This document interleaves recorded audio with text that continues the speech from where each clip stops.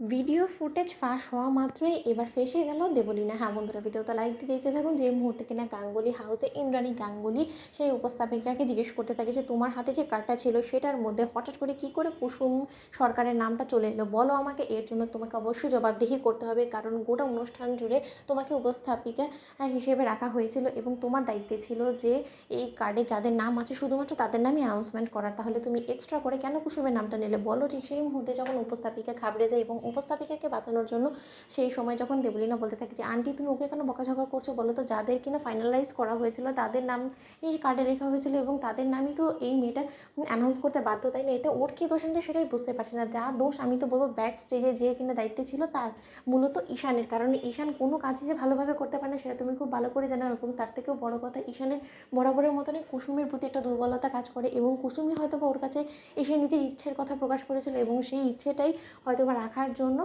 ঈশান এত বড় একটা রিস্ক নিয়ে ফেলেছে। এতে করে তো শুধুমাত্র সম্পূর্ণ দোষটা ঈশানেরই ছিল আমি বলে মনে করি। তাহলে তুমি উপস্থাপিকাকে কেন বকাঝকা করছো?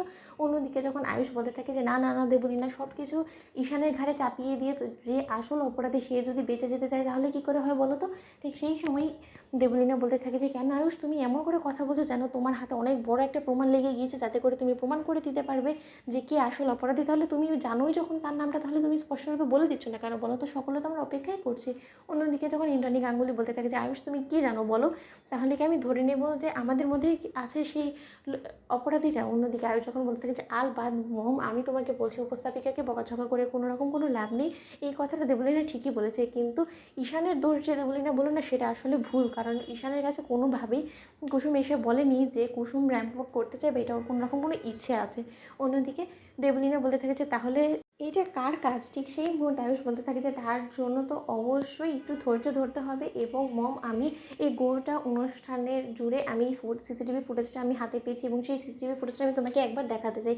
অন্যদিকে ব্যাক স্টেজে সেই সিসিটিভি ফুটেজ যখন সকলের সামনে প্রকাশ করা হয় এবং সেই সিসিটিভি ফুটেজে যখন দেখা যায় যে উপস্থাপিকার হাত থেকে কার্ডটা ছিনিয়ে নিয়ে দেবলীনা ইচ্ছাকৃতভাবে কুসুমকে ফাঁসানোর জন্য কুসুমের নামটা সেখানে বসিয়ে দিয়ে উপস্থাপিকার হাতে সেই কার্ডটা ধরিয়ে দিয়ে বলতে থাকে যে আমি যেটা বলছি তোমাকে এক্স্যাক্ট সেটাই করতে হবে, নয়তো বা কাজের থেকে কিন্তু আমি এক্ষুনি তোমাকে নোট করে দিতে পারি, এতটুকু পাওয়ার অন্তত আমার হাতে আছে। অন্যদিকে এই কথা প্রকাশ হওয়া মাত্রই ইন্দ্রাণী গাঙ্গুলি চটে যায় এবং দেবলীনাকে সপাটে গিয়ে চর মেরে বলতে থাকে যে লজ্জা করছে না দেবলীনা, এরকম একটা ঘিন্ন মানের কাজ তুমি সামান্য এই নিরীহ নিরুপায় এই অসহায় মেয়েটাকে ফাঁসানোর জন্য তুমি করলে? তুমি একবার ভেবে দেখেছো যে তুমি রীতিমতো নিজে দেবকুসুমের উপরে প্রতিশোধ নিতে তুমি আমাদের কোম্পানির মান সম্মান সব কিছু দায়ে লাগিয়ে দিয়েছিলে।